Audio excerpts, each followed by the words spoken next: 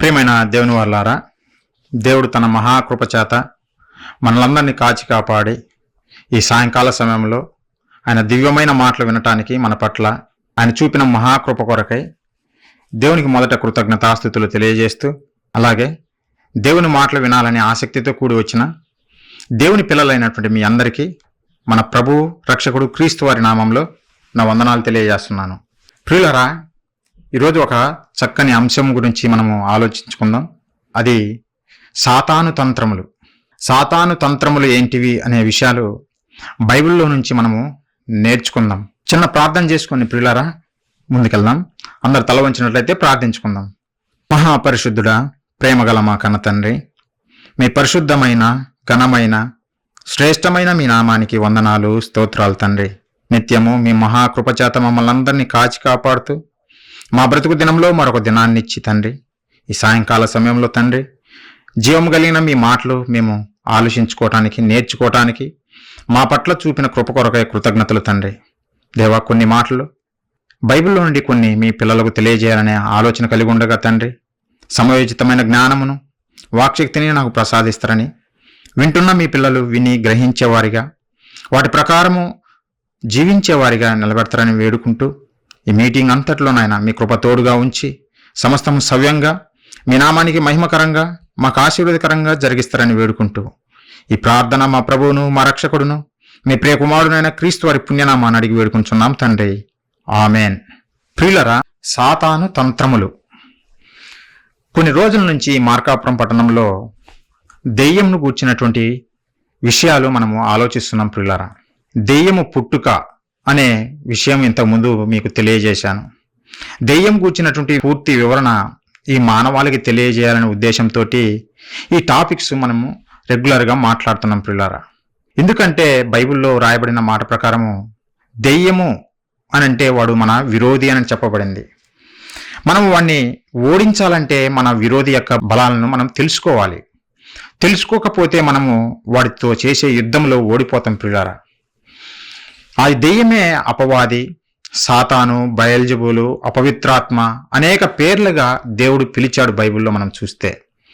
ఆ దెయ్యం పుట్టుక రహస్యము, అసలు ఈ దెయ్యం ఎందుకు పుట్టింది అనే విషయము ఇంతకుముందు మనం ఆలోచించాము. ఒకసారి మీకు జ్ఞాపకం చేస్తా. ఒకనాడు పరలోకంలో ప్రియులారా, భూమి మీద మనిషి పుట్టకముందే పరలోకంలో ఎన్నో కోట్ల దేవదూతలు ఉన్నప్పుడు అందులో ఒక దేవదూత ప్రియులారా దేవుని యొక్క ఆలోచన నచ్చక దేవుని మీద తిరుగుబాటు చేసింది. ఇంతగా దేవుని ఆలోచన ఏమిటి అని ఆలోచిస్తే, దేవుడు తనకు అనేక మంది పిల్లలు కావాలని, వారే తనకు వారసులుగా ఉండాలని, వారి కొరకే సమస్తాన్ని సృష్టించాలని, తాను చేసిన పరలోకాన్ని కూడా తన పిల్లలైనటువంటి మానవాళికి ఇవ్వాలనేదే దేవుని యొక్క సంకల్పం ప్రియులారా, దేవుని యొక్క ఆలోచన. ఈ ఆలోచన అపవాదికి నచ్చలేదు. లేదంటే పరలోకంలో ఉన్నటువంటి ఒక దూత, ఒకరోజు మహాదూతగా ఉన్నటువంటి ఆ అపవాదికి నచ్చలేదు ఈ ఆలోచన. మేము కష్టపడడం ఏమిటి, నా వారసులని ఎవరికో మానవాళి గురించి చెబుతున్నాడు, వారు వారసులుగా ఉండకూడదు, మేమే ఈ పరలోకాన్ని సాధించుకోవాలి, స్వతంత్రించుకోవాలి అనే ఒక దురుద్దేశంతో ప్రియులారా దేవుని మీదనే తిరుగుబాటు చేసింది ఆ రోజు ఆ దేవదూత. తనతో పాటు అనేక మంది దేవదూతలను పోగు చేసుకొని దేవుని మీద తిరుగుబాటు చేసి యుద్ధం చేసి చివరకు పరలోకంలో కూడా స్థలము లేకుండా క్రిందికి తోయబడింది ప్రియులారా. అప్పుడు వాడు మన మీద దురుద్దేశంతో ఎవరినైతే దేవుడు నాకు వారసులు అని చెప్పుకున్నాడో ఆ పిల్లల మీద పగబట్టి అసూయతోటి ఈ పిల్లలు ఏమాత్రము పరలోకం వెళ్ళకూడదు, వీరిని ఏ విధంగా నేను పరలోకం వెళ్ళనీయను, ఎలా వెళ్తారో నేను చూస్తాను అని ఒక కక్ష కట్టి ఈ మానవాళి మీద యుద్ధం చేస్తూ వచ్చింది.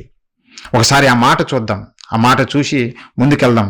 పరలోకంలో యుద్ధం చేసి ఓడిపోయి క్రిందకు తోసివేయబడింది ప్రియులారా. తోసివేయబడినటువంటి అపవాది ఎలా ఉన్నాడు అని మనం ఆలోచిస్తే, ప్రకటన గ్రంథము 12వ అధ్యాయం ప్రియులారా 12వ వచనం నేను చదువుతున్నా, ఒకసారి చూడండి. మీ దగ్గర బైబిల్ ఉంటే అందరూ ఓపెన్ చేసి చూడండి.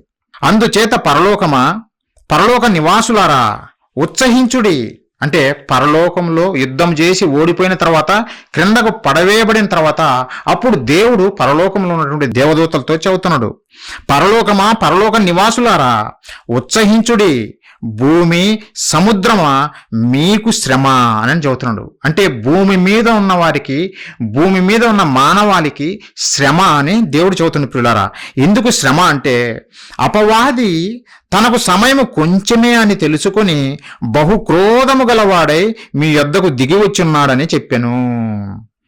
ఎందుకు భూమి మీద ఉన్న మనుషులకు శ్రమ అంటే దేవుడు చెబుతున్నాడు ఒక సీక్రెట్. అపవాది, సాతాను, దెయ్యము వాడుకు తనకు సమయం కొంచెమే అని తెలుసుకుని బహుక్రోధముతో ఈ మానవాళి నాశనాన్ని కోరి ఈ భూమి మీద పనిచేస్తూ ఉన్నాడు. ప్రియులారా, అపవాది వాడికి సమయము కొంచెమే అనే సంగతి వాడికి అర్థమైపోయింది. దేవుడు చెప్పాడు, నీకిచ్చిన టైము భూమి మీద తక్కువ సమయము. అసలు అపవాది ఎప్పుడు వచ్చాడు ఈ భూమి మీదకి అని మనం ఆలోచిస్తే ప్రియులారా, నిజంగా ఆదాము గారు, మొట్టమొదటి నరుడు ఆదాము భూమి మీదకి వచ్చి ఇప్పటికి దాదాపుగా 6000 సంవత్సరాలైంది. ప్రియులారా, ఆదాము గారు ఈ భూమి మీదకి వచ్చి 6000 సంవత్సరాలైంది. ఆదాము గారు పుట్టినప్పటి నుంచి, ఆదాము గారు సృష్టింపబడినప్పటి నుంచి అపవాది ఈ భూమి మీదనే తిరుగుతూ ఉంది.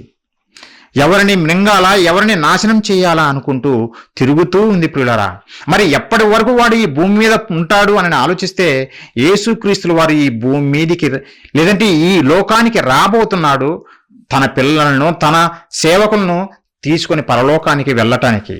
అప్పటి వరకు భూమి మీద అపవాది ఉంటాడు. ప్రియులారా, అంటే ఇప్పటికే 6000 సంవత్సరాలైంది అపవాది ఈ భూమి మీదకి వచ్చి.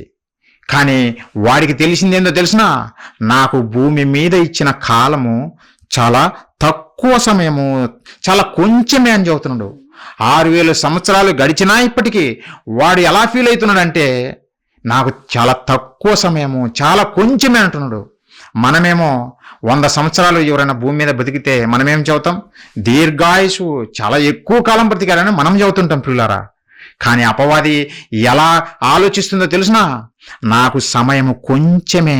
కొంచెమంటే 1 రోజా, 2 రోజులా, 10 రోజులా, నెల రోజులా కాదు. ఇప్పటికే భూమి మీద వాడు పని చేయడం ప్రారంభించి 6000 సంవత్సరాలు. ఇంకా ఎప్పటి వరకు వాడు పనిచేస్తాడంటే క్రీస్తు 2వ రాకడ జరిగేంత వరకు వాడు భూమి మీద పని చేస్తూనే ఉంటాడు. మరి ఈ కాలమంతా వాడికి కొంచెము కాలమే అన్నట్టుగా వాడు ఆలోచిస్తున్న. పిల్లరా, మరి నాకు ఇవ్వబడిన కాలం చాలా కొద్ది కాలమే. ఈ కొద్ది కాలంలోనే ఈ మానవాళిని దేవుని దగ్గరికి చేరకుండా, దేవుని చెంతకు చేరకుండా వారిని నిత్య నరకాగ్నికి పంపించాలంటే నేను ఎంతో కష్టపడాలి అని ఆలోచించాడు. పిల్లరా, చాలా కష్టపడాలి. నాకిచ్చిన సమయం కొంచెము, ఈ కొంచెం సమయంలో ఈ మానవాళ్ళందరినీ మోసపుచ్చి దేవునికి కాకుండా చేయాలంటే నేను కష్టపడాలి అనే విధంగా ఆలోచిస్తున్న. పిల్లరా, అంతే కదా. ఏ జాబ్ టాస్క్ అయినా మనం ఆలోచిస్తే నీకు ఇచ్చిన సమయం కొంచెమైతే ఆ కొంచెం సమయంలో నువ్వు ఫినిష్ చేయడం కొరకు నువ్వు ఎంతగానో కష్టపడాలి. నువ్వు కష్టపడకపోతే ఆ టాస్క్ నువ్వు ఫినిష్ చేయలేవు. అలానే అపవాది ప్రియులరా, తనకున్న లక్ష్యం ఏమిటో తెలిసిన, ఏ ఒక్కరూ పరలోకం వెళ్ళకూడదు. ఈ మానవాళి ఏ ఒక్కరు పరలోకం వెళ్ళకూడదు, దేవుని దగ్గరికి వెళ్ళకూడదు. దేవుని కంట కన్నీరు నేను చూడాలి. ఏ పిల్లల కొరకైతే కష్టపడ్డాడో దేవుడు, ఆ పిల్లలు నరకంలో కాలుతుంటే చూసి నేను ఆనందించాలి అనుకున్నాడు అపవాది. ప్రియులరా, అదే దురుద్దేశంతో ఈ రోజు కష్టపడుతూ ఉన్నాడు. వాడు ఎలా కష్టపడుతున్నాడో ఒకసారి చూడండి. ప్రియులరా, మత్తయి సువార్త 12వ అధ్యాయము 43వ వచనం నుంచి. ప్రియులరా, అపవిత్రాత్మ ఒక మనుష్యుని వదిలిపోయిన తరువాత అది విశ్రాంతి వెదుకుచు నీరు లేని చోట్ల తిరుగుచుండెను. అపవిత్రాత్మ, దెయ్యము, వాడు ఏం చేస్తున్నాడో తెలుసునా? ఒక మనుష్యుని విడిచిపెట్టిన తర్వాత అది విశ్రాంతి వెదుకుచు నీరు లేని చోట్ల తిరుగుచుండెను. విశ్రాంతి దొరకనందున నీరు లేని చోట్లకి వెళ్ళిందంట. నీరు లేని చోట్లకి ఎందుకు వెళ్ళిందంటే ప్రియులరా, ఎక్కడైతే నీరు ఉంటుందో అక్కడే మానవులు నివసిస్తారు. ఈ భూమి మీదనే నీరు ఉంది కనుకనే మనిషి ఈ భూమి మీదనే నివాసం, ఈ భూమి మీదనే మనిషి నివాసం చేస్తున్నాడు. ఎందుకంటే మనకు సమృద్ధిగా నీరు ఇక్కడే ఉంది. కానీ శాస్త్రవేత్తలు ఈరోజు ఆకాశంలో తిరుగుతున్నారు. ఏమనేది తెలిసిన, మరెక్కడో నీరు ఉండొచ్చు, మరెక్కడో జీవులు ఉండొచ్చు అని తిరుగుతూ నిజంగా వేటలో ఉన్నారు. మనం అందుకే ఈ మధ్య మార్కాపురం పట్టణంలోనే సెమినార్ చేశాం. ఈ అనంత విశ్వంలో ఎక్కడ జీవరాశులు అనేవి లేవు, భూమి మీద మాత్రమే అని బైబిల్ ద్వారా మనము చూపించాం ప్రియులారా. అపవాదికి కూడా అర్థమైంది, దెయ్యానికి కూడా అర్థమైంది, ఈ లోకంలో ఎక్కడ జీవరాశులు లేవు, భూమి మీదనే ఉంది. కనుక నేను విశ్రాంతి తీసుకోవటానికి మనుషులు లేనటువంటి చోటికి వెళ్దామని ఆకాశ మండలానికి వెళ్ళింది. అక్కడ కూడా ఆలోచించింది, అయ్యో నేను ఇక్కడ ఆకాశ మండలానికి వస్తే కింద భూమి మీద నరులందరూ దేవుని వైపు తిరిగిపోతారే, అప్పుడు నా ప్రయత్నాలు విఫలమైపోతాయి. మరి ఈ పిల్లల్ని ఎలా దేవునికి దూరం చేయాలి అంటే నేను విశ్రాంతి తీసుకొనకూడదు, నాకు విశ్రాంతి అవసరం లేదు. నాకు ఇవ్వబడినటువంటి ఈ తక్కువ కాలంలోనే విశ్రాంతి లేకుండా నేను కష్టపడాలి అని అపవాది ఆలోచించింది ప్రియులరా. అదే చదువుతున్నాడు ఇక్కడ, అపవిత్రాత్మ ఒక మనిషిని వదిలిపోయిన తర్వాత అది విశ్రాంతి వెతుకుచు నీరు లేని చోట్ల తిరుగుచుండెను. విశ్రాంతి దొరకనందున దొరకటంలే. ఎందుకు? ఈ రోజుటికి మానవులు ఎంతమంది ఈ భూమి మీద ఉన్నారని మనం ఆలోచిస్తే దాదాపుగా 850 కోట్లకు పైగా ఈ ప్రపంచ జనాభా ఉంది. మరి వీళ్ళందరినీ దేవునికి కాకుండా చేయాలంటే మరి పని లేదా? విస్తారంగా వాడికి పని ఉంది. ఎవరికి? అపవాదికి అర్థమైంది వాడికి విస్తారమైన పని ఉందని. కానీ మనిషికి అర్థం కావటం లేదు ప్రియులారా. విస్తారమైన పని ఉంది కనుకనే నేను కష్టపడాలి, విశ్రాంతి లేకుండా నేను కష్టపడాలి అని అనుకుంటున్నాడు అపవాది ప్రియులారా. మనము రోజు విశ్రాంతి తీసుకుంటాం, ఉదయం నుంచి సాయంత్రం వరకు కష్టపడతాం, నైటు విశ్రాంతే కదా మనం తీసుకునేది. లేదంటే ఒక 6 రోజులు కష్టపడతావు, వారంలో 7వ రోజు విశ్రాంతి తీసుకుంటావు, ఆదివారం విశ్రాంతి తీసుకుంటావు, పని చేయవు. కానీ అపవాది ఏంది విచిత్రంగా, విశ్రాంతి దొరకనంతగా వాడు కష్టపడుతున్నాడు. ఒక సెకను కూడా వేస్ట్ చేయటం లేదు వాడు, ఒక సెకను కూడా. మనమైతే టైంపాస్గా అలా మాట్లాడుకుందాం పదా, టైంపాస్గా అలా టీ కొట్టుకు వెళ్దాం పదా, టైంపాస్గా సినిమా చూసేద్దాం పదా అని ఇలా కబుర్లు చెప్పుకుంటాము. కానీ ప్రియులారా, అపవాది యొక్క ఆలోచన చూడండి. ఎందుకు? వాడు ఇంతగా కష్టపడుతున్నప్పుడు మరి వారిని ఎలా జయించగలం ప్రియులారా? నువ్వు ఒక ఇల్లు నిర్మాణం చేస్తున్నావు, అది నీ శక్తి కొలది రోజు కొంత నిర్మించుకుంటున్నావు. నీకు ఈరోజు ఓపిక ఉంది, చేశావు. రేపు నీకు ఓపిక లేదు, చేయలేదు, పని చేయలేదు, గోడలు కట్టలేదు, నిర్మించలేదు. కానీ నీ శత్రువు మాత్రము వాడు నిరంతరం కష్టపడుతున్నాడు. నువ్వు కట్టిన గోడలన్నిటిని పీకి వేస్తున్నప్పుడు నీ జన్మలో ఆ ఇంటిని పూర్తి చేయగలవా? ఆలోచించు. పూర్తి చేయలేం ప్రియులారా. మన విరోధులు, మన శత్రువులు, మన మీద పగబట్టిన వారు మనం నిర్మిస్తున్న ఈ ఇంటిని విశ్రాంతి లేకుండా దాన్ని కూలగొడుతున్నప్పుడు మన జీవితంలో ఎప్పటికీ దాన్ని నిర్మించలేము. అపవాది చేస్తున్నది ఇదే ప్రియులారా. సాతాను చేస్తున్నది, దెయ్యము చేస్తున్నది ఇదే. వాడు విశ్రాంతి లేకుండా కష్టపడుతున్నాడు ఈ ప్రపంచంలో, ఈ భూమి మీద ప్రియులారా. ఎందుకంటే తనకు సమయము కొంచెమేనే సంగతి వాడికి అర్థమైపోయింది. ఈ తక్కువ కాలంలో, ఈ తక్కువ సమయంలోనే దేవుని పిల్లలను దేవునికి దూరం చేయాలి, నాతో పాటు నిత్య నరకాగ్నిలో వీళ్ళని కాల్చేటట్లు చేయాలి, దేవునికి విరోధమైన కార్యాలు వీరితోట చేయించాలి అని పన్నాగం పన్ని విశ్రాంతి లేకుండా కష్టపడుతుంది. మనమైతే బాబు రోజు మీటింగ్స్ ఉన్నాయి మార్కాపురంలో, దేవుని మాటలు వినిపించాలని మీటింగ్స్ పెడుతున్నాం, రండి బాబు అని అంటే పని ఉంది, ఇంట్లో పని ఉంది, లేదంటే బయట ఆఫీసులో పని ఉంది, లేదంటే రాజకీయం పని ఉంది, ఇలాంటి మాటలు చెబుతుంటారు పిల్లరా. నిజంగా ఈ అపవాది ఆలోచన చూస్తుంటే వీరికి అర్థం కాలేదు. నువ్వేమో సమయం ఉందనుకొని ఇంకా నీకిచ్చిన సమయాన్ని వృధా చేసుకుంటున్నావు. దేవుని మాటలు వినటానికి 1 గంట కూడా నువ్వు స్పెండ్ చేయలేకపోతున్నావే. కానీ అపవాది రోజంతా 1 క్షణము కూడా వృధా చేసుకునకుండా కష్టపడుతుందే. ఆలోచించాలి ప్రియులారా, క్రైస్తవ ప్రపంచము ఆలోచించాలి. నిజంగా దేవుడు ఇన్ని ఉన్నతమైన మాటలు బైబిల్లో రాయించినా మనిషి అర్థం చేసుకోలేకపోతున్నాడు ప్రియులారా. అందుకే అపవాది ఉచ్చులో పడిపోతున్నాడు ప్రతి నిత్యము, ప్రతి క్షణము వాడి ఉచ్చులో పడిపోతూ ఉన్నాడు. మరి ఆలోచింప చేయాలనే ఈ మీటింగ్స్ చేస్తున్నాం ప్రియులారా. మిమ్మల్ని ఆలోచింప చేసి దేవుని దగ్గరికి చేర్చాలనే ఉద్దేశంతో ఈ మాటలు మీకు తెలియజేస్తున్నాం. కొంతమంది నాకు ఉద్యోగం ఉంది, నేను రాలేను, నేను మీటింగ్స్కి ఇప్పుడు రాలేను. మరి ఎప్పుడు వస్తావు బాబు అంటే గవర్నమెంట్ వారు మాకు రిటైర్మెంట్ ప్రకటిస్తారు, నువ్వు మాకు పనికి రావు బాబు, ఇక నీవు ఒక పని చెబితే మరొక పని చేస్తున్నావు, నీకు మతిమరుపు వచ్చేసింది, నీకు ఏజ్ బారైపోయింది, నువ్వు మాకు పనికిరావు బాబు అని గవర్నమెంట్ చెబితే అప్పుడు రిటైర్మెంట్ తీసుకొని అప్పుడు బయలుదేరతారు. బైబిల్ శంకలో పెట్టుకొని దేవుని కొరకు నా జీవితాన్ని అర్పిస్తున్నానని బయలుదేరతారు. ప్రియులారా, గవర్నమెంట్కే నువ్వు ఉపయోగపడలేదు. నీ వృద్ధాప్యంలో నువ్వు దేవుని పని చేయటానికి వచ్చినటువంటి నీవు గవర్నమెంటే నిన్ను భరించలేక రిటైర్మెంట్ ఇచ్చింది. మరి దేవునికి ఎలా ఉపయోగపడతావు? సరే, బైబిల్ చదువుదామని కూర్చుంటావు, నిద్ర వస్తుంది, కళ్ళు కనపడవు. సరే, ఎక్కడికన్నా సువార్త కన్నా వెళ్దాము బయలుదేరదామంటే మోకాళ్ళ నొప్పులు, కీళ్ళ నొప్పులు, కొంచెం సేపు కూడా నిలబడలేవు. మరి ఎలా వాక్యం ప్రకటిస్తావు? ఎలా గ్రామానికి వెళ్ళి సువార్త ప్రకటిస్తావు? అంటే నీ కాలాన్ని, దేవుడు నీకు ఇచ్చిన ఆయుష్ కాలాన్ని అంతా నువ్వు వృధా చేసుకున్నావా? చేసుకున్నాడు. అంటే జాబు చేస్తూ కూడా మనం పని చేయొచ్చా? పని చేయొచ్చు. కానీ మనము జాబు వంకతో పెట్టి దేవుణ్ణి పక్కన పెట్టేశాము. అపవాది పనులే మనము చేస్తూ ఉన్నాం. పిల్లరా, జాబు చేయడం తప్పు కాదు.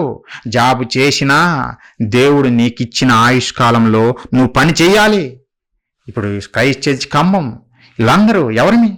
అందరూ జాబ్ చేసుకునే వాళ్ళే.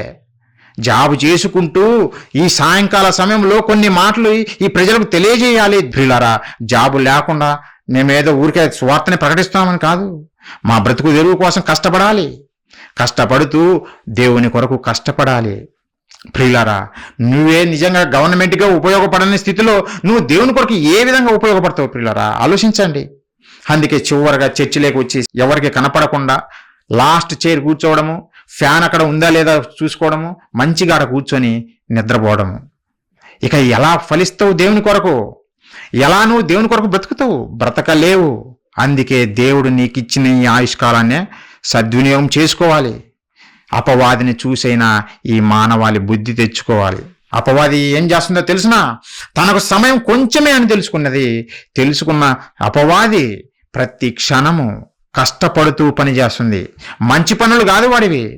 వాడు మంచి చేసే క్రియలు చేయటం లేదు, చెడు కార్యాలు చేస్తున్నాడు. విశ్రాంతి లేకుండా చేస్తున్నాడు.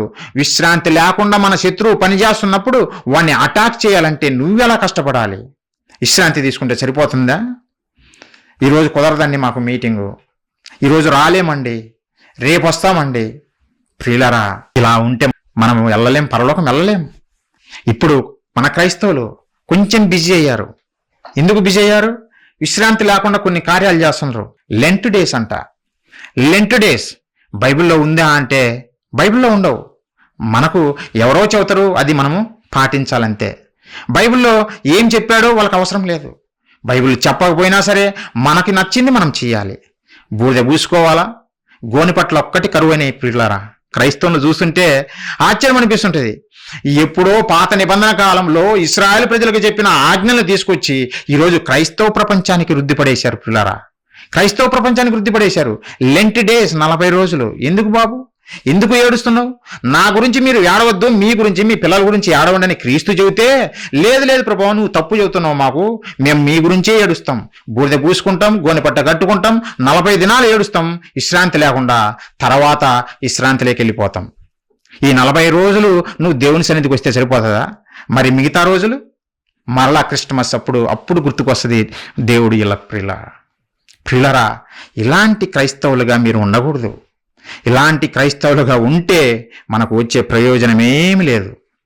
అపవాదికి అర్థమైంది. అందుకే అపవాది యొక్క తంత్రాలు మీకు తెలియజేయాలి. వాడి యొక్క ఎత్తుగడలు మీరు తెలుసుకుంటే వాడిని ఎలా తిప్పి కొట్టగలరో మీకు అర్థమవుతుంది. వాడిని ఎలా తిప్పి కొట్టాలో బైబిల్ రాయించాడు. వాడి యొక్క తంత్రాలు ఎలా ఉంటాయో బైబిల్ రాయించాడు. కాకపోతే మనం చదవము, బైబిల్ చదవము. కథల పుస్తకాలు అయితే చదువుతాము, సినిమాలు అయితే చూస్తాము, బయట షికారుకైతే చేస్తాము. కానీ బైబిల్కి వచ్చేసరికి నిద్ర. ప్రియులరా, బైబిల్ చదవడం ప్రారంభించండి. బైబిల్ చదివితే ఎన్నో మహాజ్ఞాన సంగతులు మీకు అర్థమైతే పరలోకపు కన్న తండ్రి దగ్గరికి చేరుతారు. పిల్లరా, బైబిల్ చదవకపోతే మనకి ఏమి రాదు. బైబిల్ అర్థం కాకుండా చెప్పే మాటలన్నీ వినేసి ఇవే నిజమనుకొని గోనె పట్ట కడతారు, బూడిద పూసుకుంటారు. పిల్లరా, ఇలాంటి ఆచారాల వల్ల నీకు వచ్చేది శూన్యము. బైబిల్లో రాయబడకపోయినా మనం చేస్తాం. ఎందుకంటే మనం ఈరోజు బైబిల్ చదవలేదు గనక. చదవండి పిల్లారా, ఇక నుంచైనా చదవండి, బైబిల్ చదవండి. చదివితే దేవుడు మహాజ్ఞానాన్ని మీకు ప్రసాదిస్తాడు పిల్లారా. అపవాది వాడు తనకు సమయం కొంచెమే అని తెలుసుకొని తన తంత్రాలను ప్రయోగిస్తున్నాడు. తనకిచ్చిన తక్కువ సమయంలో ఈ మానవాల్ని పడగొట్టాలంటే కష్టపడాలి. కష్టపడడం ఒక్కటే కాదు, గుడ్డిగా కష్టపడితే సాధించలేము. టెక్నిక్ అవసరము. టెక్నిక్ ఉపయోగించాలి. టెక్నిక్ ఉపయోగిస్తేనే అప్పుడు నువ్వు ఈజీగా పడగొట్టగలవు.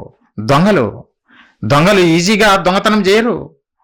వాళ్ళ టెక్నిక్తో పడగొట్టేస్తారు పిల్లారా. ఎవరైనా సరే, ఈరోజు మనం వరిని కోయటానికి ఇంతకుముందు మనుషులు వెళ్ళారు, ఈరోజు మిషన్స్ వచ్చాయి. ఎందుకంటే తక్కువ కాలంలోనే పని మొత్తము కంప్లీట్ చేయొచ్చు. అందుకే ఈ టెక్నిక్లు వాడతారు పిల్లారా. అపవాది కూడా ఇదే చేస్తుంది. తనకు తక్కువ సమయం ఉందని తెలుసుకొని తన టెక్నిక్స్ను ఉపయోగిస్తుంది ఈ మానవాళి మీద. ఆ టెక్నిక్స్ ఎలా అర్థమవుతాయి? ఆ తంత్రాలు ఎలా అర్థమవుతాయి? బైబిల్ చదివితే అర్థమవుతాయి. బైబిల్ చదవకపోతే అర్థం కావు. మరి వాడు తంత్రాలు ఉపయోగిస్తున్నాడా? చూడండి పిల్లలు, ఒకసారి చూడండి. కొరింథీయులకు రాసినటువంటి 2వ పత్రిక 2వ అధ్యాయము 11వ వచనం పిల్లారా. పౌలు గారు కొరింథీయులతో చదువుతున్నాడు పిల్లారా. అలాగే ఈరోజు మనందరితోటి చదువుతున్నాడు. 11వ వచనం నేను చదువుతున్నా. నేనేమైనాను క్షమించి ఉంటే సాతాను మనను మోసపరచకుండునట్లు మీ నిమిత్తము క్రీస్తు సముఖమునందు క్షమించి ఉన్నాను. సాతాను తంత్రములను మనము ఎరుగని వారము కాము. సాతాను తంత్రములను మనము ఎరుగని వారము కాము అంటున్నాడు పౌలు గారు. తెలుసా మనకు సాతాను తంత్రాలు? తెలుసా? పౌలు గారు చెబుతున్నారు మనకు తెలుసు అని అంటుండు. కానీ ఈరోజు క్రైస్తవ సమాజం తెలుసుకున్నదా? తెలుసుకుంటే ఎందుకు ఇలా ఉంటుందండి? క్రైస్తవ సమాజము సాతాను తంత్రాలు తెలుసుకుంటే ఎందుకు ఈరోజు అన్ని జనుల చేత హేళన చేయబడుతుంది? అన్ని జనుల చేతిలో ట్రోలర్స్కు గురవుతున్నారు. ఎందుకు? సాతాను చేసిన ఎత్తుగడలు తెలుసుకోలేకపోయారు గనుకనే. సాతాను తంత్రాలు తెలుసుకోలేకపోయారనే. వాడి systematic plan of action, schemes అంటారు వాటిను. స్కీమ్స్ నిన్ను మోసము చేసి నిన్ను దేవునికి దూరం చేయాలనే ఉద్దేశంతో వాడు ప్లాను, ఒక పద్ధతి ప్రకారంగా మనల్ని అందరినీ నరకానికి పంపించాలని పని చేస్తుండే పిల్లారా. ఇంతగా కష్టపడుతూ ఇంతగా ప్లాన్ చేస్తూ వాడు మన మీద తన కోపాన్ని చూపిస్తుంటే మనవారు మాత్రము ఏమి తెలియని వారిగా ఏ ప్లాను లేకుండా అందరూ వాడి చేతుల్లోనే చిక్కిపోతున్నారు పిల్లారా.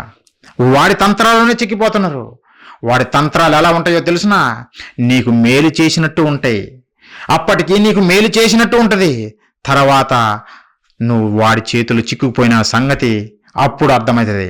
స్టార్టింగ్లో నీకు అర్థం కాదు నేను వీడి చేతిలో ఉన్నాననే సంగతి. నీకేదో మేలు చేసినట్టు చూపిస్తాడు. తర్వాత మింగేస్తాడు నిన్ను. ఎవరిని మృంగుదనా అని ఎదుగుతూ తిరుగుతున్నాడు. అందుకే ఒక జాలరి తన చేపలు పట్టడం కొరకు వెళ్ళి ఒక చిన్న ఎర్ర లాంటిది వేస్తాడు పిల్లారా. ఎందుకంటే ఏ విధంగానైనా సరే నేను చేపలు పట్టాలని. అలానే ఈ అపవాది కూడా ఒక ఎరలు వేస్తుంది మనకు. దురాశలు ఎన్నెన్నో, ఒక్కొక్కరికి ఒక్కొక్క విధమైనటువంటి ఎరలు ఎన్నెన్నో పిల్లారా. నువ్వు దేనికైతే పడిపోతావో దాన్నే నీకు ఎరగా వేస్తున్నాడు. అప్పుడు నువ్వేమనుకుంటావు? స్టార్టింగ్లో ఇది బాగానే ఉంది అనుకుంటావు. తర్వాత వాడి మాయలోనే చిక్కుకొనిపోయి పాపము చేసి చివరికి మరణాన్ని కొని తెచ్చిపెట్టుకుంటాం పిల్లారా. అదే ఈరోజు సమాజంలో జరుగుతుంది. ఈరోజు సమాజంలో జరుగుతున్నది అదే. వాడి టెక్నిక్స్కు ప్రతి ఒక్కడు పడిపోవాల్సిందే. పడిపోతున్నాడు పిల్లారా. ఎన్నెన్నో ఉన్నాయి వాడి ప్లాన్స్ ఎలా ఉంటాయి? సిస్టమేటిక్ ప్లాన్ ఆఫ్ యాక్షన్స్ ఎలా ఉంటాయి? స్కీమ్స్ అంటారు వాటిను. ఎలా ఉంటాయని మనం ఆలోచిస్తే పిల్లారా, మత్తయి సువార్త 16వ అధ్యాయం పిల్లారా, 16వ అధ్యాయం మనం చూడగలిగితే ఇక్కడ సాతాన్ యొక్క ప్లాను, ఒక తంత్రము మనకి ఇక్కడ కనపడుతుంది. అదేమిటంటే పిల్లారా, యేసుక్రీస్తుల వారు తన శిష్యులకు బోధిస్తున్నాడు. ఏమనంటే, మనం యెరూషలేముకి వెళ్తున్నాం కదా, అక్కడ నేను అన్యజనుల చేత హింసింపబడతాను, పెద్దల చేత, ప్రధాన యాజకుల చేత, శాస్త్రుల చేత నేను హింసింపబడతాను, కొరడాలతో కొట్టబడతాను, చంపబడి 3వ దినమున తిరిగి లేస్తాను అనే విషయాలు తన శిష్యులకు ముందుగానే చెబుతున్నాడు పిల్లారా. ఏం జరగబోతుంది ఫ్యూచర్లో అనేది తన శిష్యులకు చెబుతున్నాడు. అప్పుడు పేతురు గారు వెంటనే ప్రభువా అని వచ్చేసి తన చేతులు పట్టుకొని, ప్రభువా ఇది నీకెన్నడూ జరగకూడదు, నువ్వు మరణించకూడదు ప్రభువా అని అంటే అప్పుడు యేసుక్రీస్తుల వారు ఏం పలికారో ఒకసారి చూడండి పిల్లారా. అదే మత్తయి సువార్త 16వ అధ్యాయం మనం చూడగలిగితే 23వ వచనం నుంచి పిల్లారా, 23వ వచనం నుంచి, అయితే ఆయన పేతురు వైపు తిరిగి, యేసుక్రీస్తుల వారు పేతురు వైపు తిరిగి, సాతానా, నా వెనుకకు పొమ్ము, నీవు నాకు అభ్యంతర కారణమై ఉన్నావు, నీవు మనుషుల సంగతులనే తలంచుచున్నావు గాని దేవుని సంగతులను తలంచుకొని ఉన్నావని పేతురుతో చెప్పాను. పేతురు వైపు చూసి యేసుక్రీస్తుల వారు, సాతానా, నా వెనుకకు పొమ్ము అని అంటున్నాడు. అదేంటి విచిత్రంగా, పేతురు గారు కదా అక్కడ ఉన్నది. పేతురు గారిని చూసి సాతానాన్ని పిలుస్తున్నాడేంది? పేతురు గారు ఏమన్నా చెడ్డ మాటలు పలికాడా? ప్రభువును ప్రేమించాడు గనక, ప్రభువా నీకు ఈ శ్రమలు ఉండకూడదు ప్రభువా, నువ్వు ఇలాంటి మరణం పొందకూడదు ప్రభువా అని కోరుకోవడంలో ఏమన్నా తప్పుందా? ప్రియులారా, మనమైతే మానవ దృక్పథంతో ఇలానే ఆలోచిస్తాం. ప్రభువు మరణించకూడదు, హింసలు పొందకూడదనే ఆలోచనతోనే ఉంటాం ప్రియులారా. అదే ఆలోచనతోటే పేతురు గారు మాట్లాడారు. కానీ ప్రభువుకు అర్థమైంది ఏమందో తెలిసిన, పేతురు గారిలో అపవాది ప్రవేశించిందనే సంగతి అర్థమైంది. పేతురు గారిలో అపవాది ప్రవేశించింది. అందుకే సాతానా, నువ్వు నా వెనుకకు పో, నా వెనుకకు పో అంటున్నాడు. మరి ఎందుకు అన్నాడు ఈ విషయం అని ఆలోచిస్తే ప్రియులారా, దేవుని సంకల్పం అంటూ ఒకటి ఉంది. అదేమిటో తెలిసిన, ఈ మానవాళి పాపాలు చేస్తారు. ఆ పాపాలను కడిగివేసి తన చెంతకు చేర్చుకోవడం కొరకు నా ప్రియ కుమారుడైనటువంటి యేసుక్రీస్తు వారిని నేను బలిగా అర్పించబోతున్నాను అనే సంగతి దేవుడు ముందుగానే రాసిపెట్టాడు.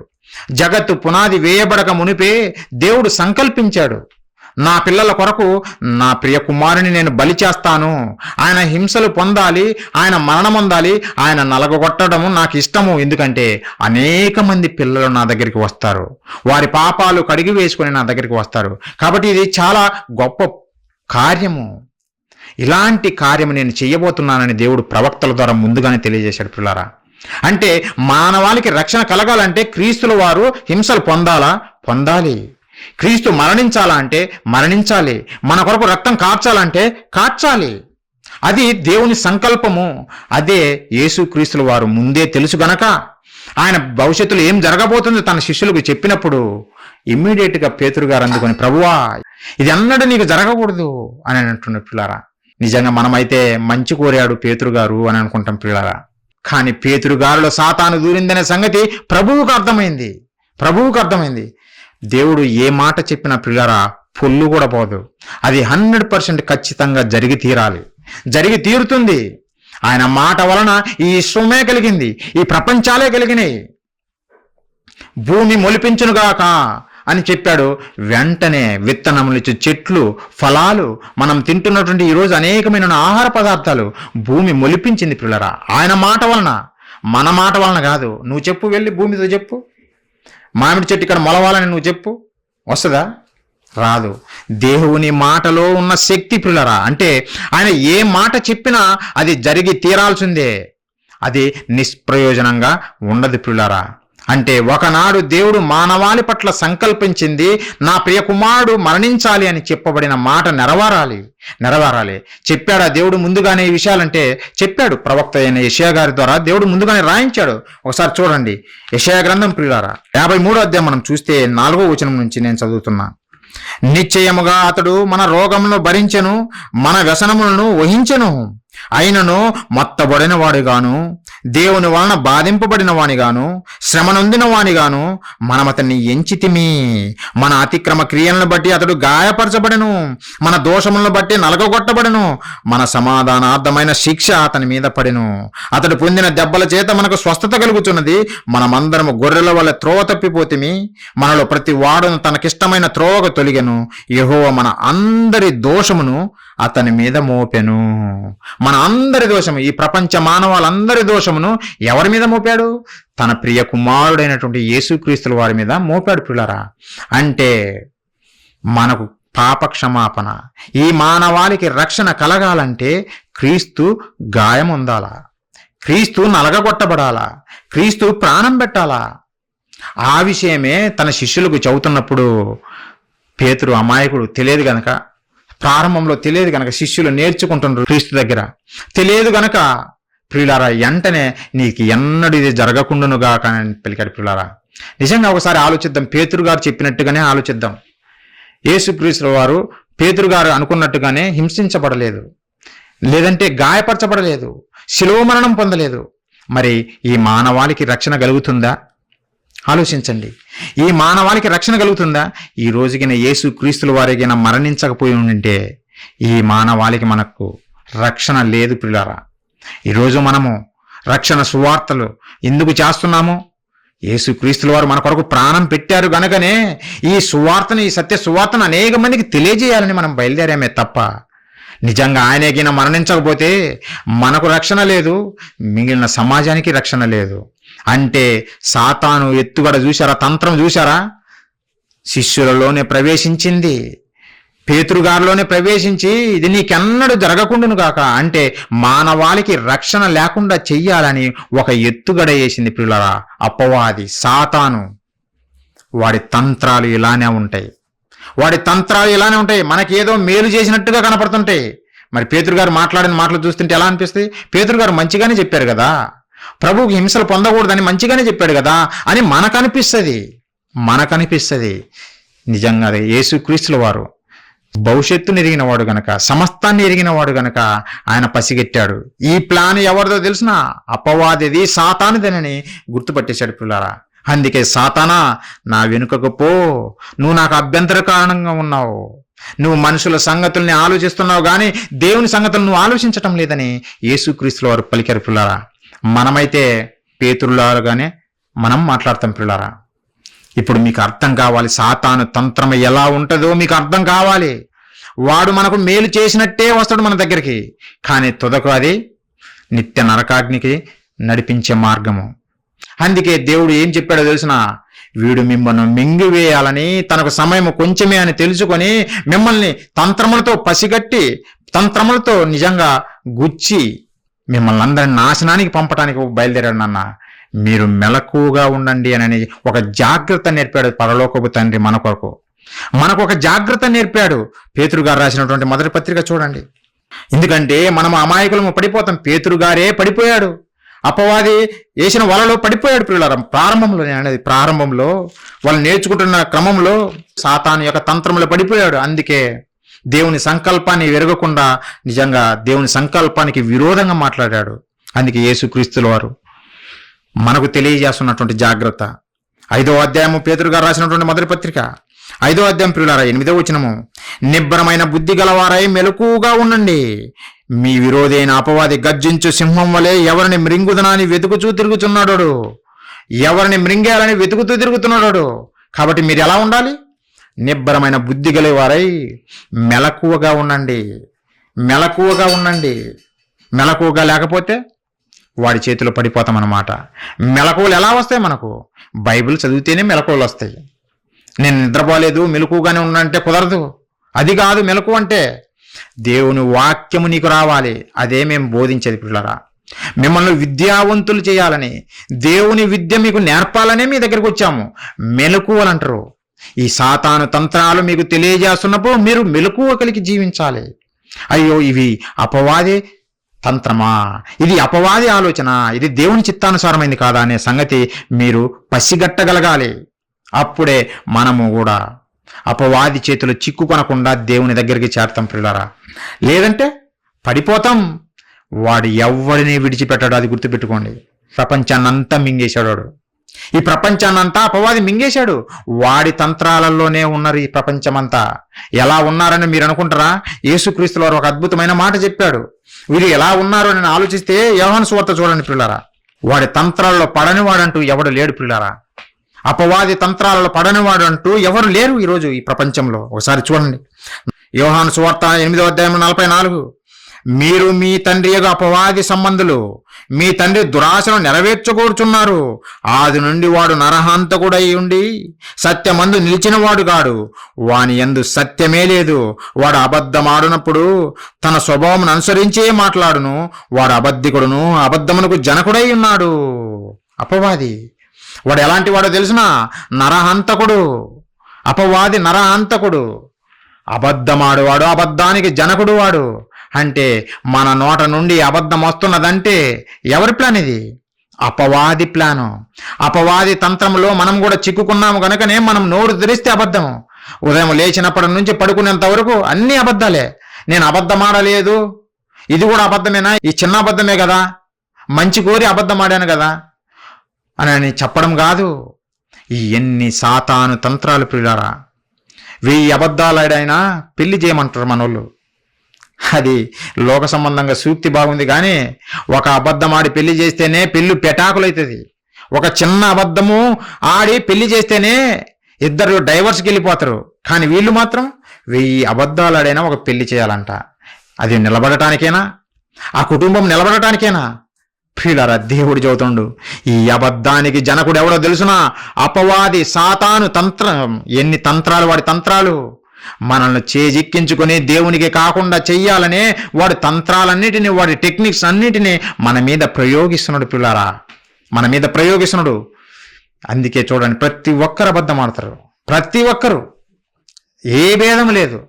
చిన్నదానికి అబద్ధమే, పెద్దదానికి అబద్ధమే ప్రియులారా. అలాగే వాడు నరహంతకుడు. ఈరోజు ప్రపంచాన్ని చూడండి, కొట్టుకుంటున్నారు అధికారం కోసము, ధనము కోసము.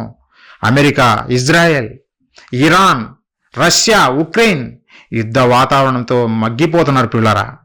ఒకరినొకరు బాంబులు వేసుకొని చంపుకుంటున్నారు. ఎక్కడిది ఈ ఐడియాలజీ? ఎక్కడి నుంచి వచ్చిన ఈ ఆలోచనలన్నీ? అపవాది ఆలోచనలు, అపవాది తంత్రములు ఈ నాయకులు పడిపోయారు.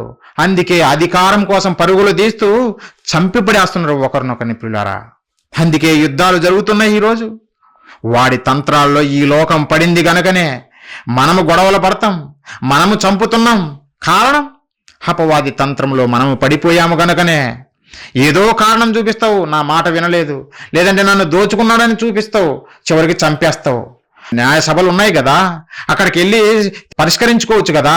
అలా చేయరు, చంపుకోవడమే.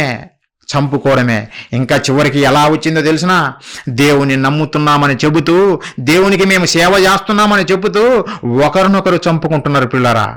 ఈ ఎన్ని సాతాను ఎత్తుగడలు. అదే యోహాను సువార్త యేసుక్రీస్తుల వారు చెప్పారు.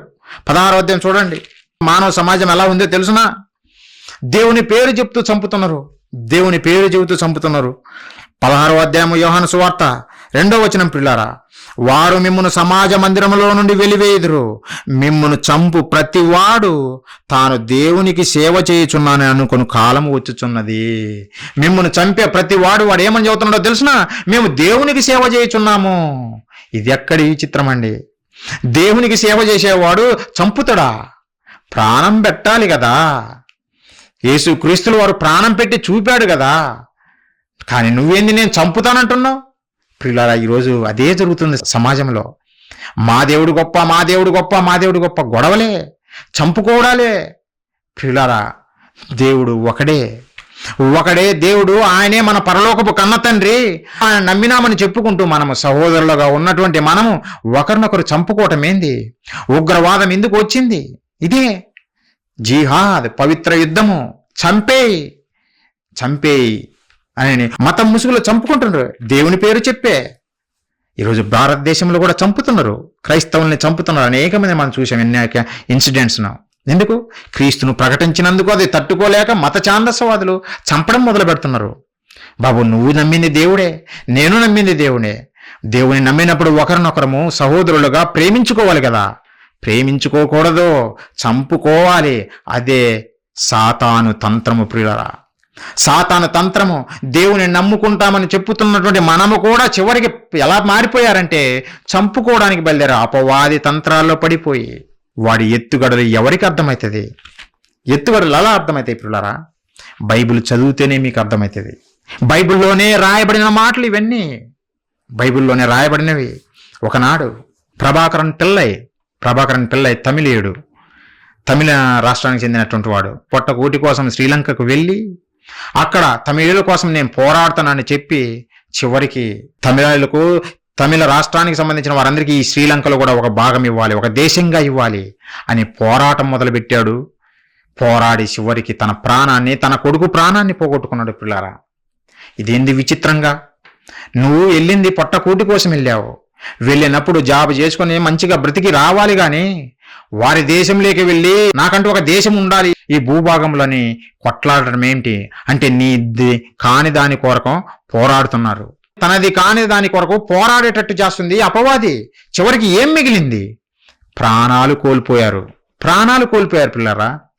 అలాగే కిల్లర్ వీరప్పను భూమి మీద బతికున్న కాలంలో ఎంతో మందిని చంపిపడేశాడు. పోలీస్ ఆఫీసర్స్ను, అటవీ శాఖ అధికారులను, సెలబ్రిటీస్ను కిడ్నాప్ చేసి డబ్బులు డిమాండ్ చేయడము.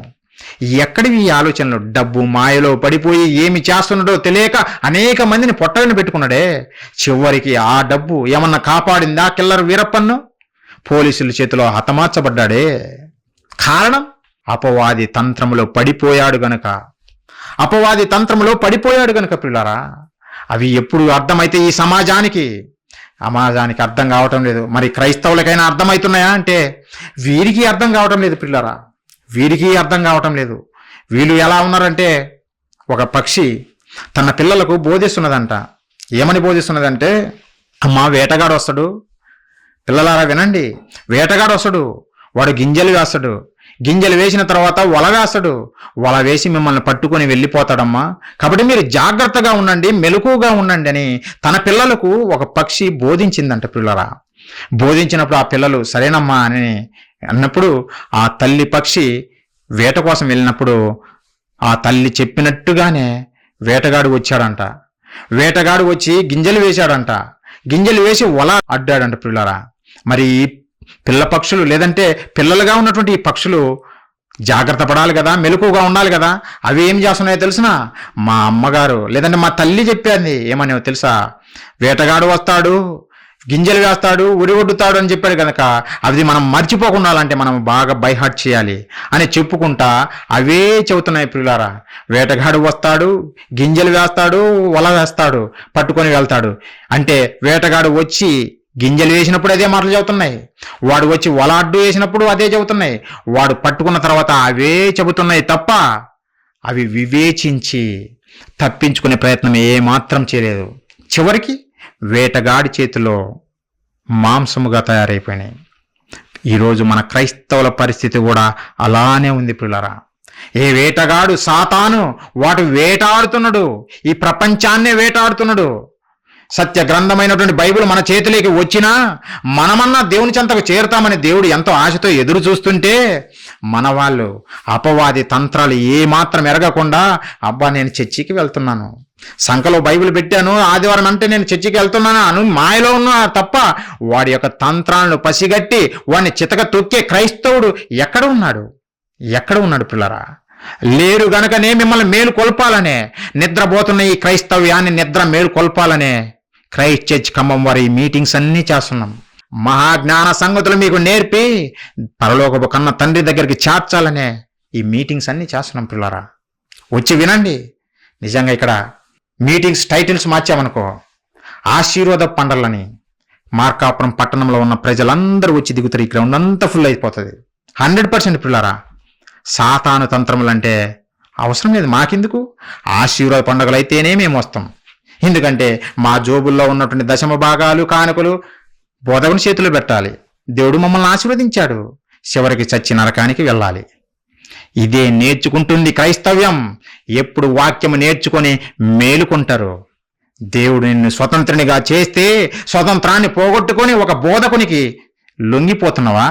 అయ్యగారు ఏమంటారో అమ్మగారు ఏమంటారో అని. అయితే నీ జీవితాంతం ఇదే. అందుకే సంఘంలో ఒక వ్యక్తి మరణించాడంట పిల్లరా.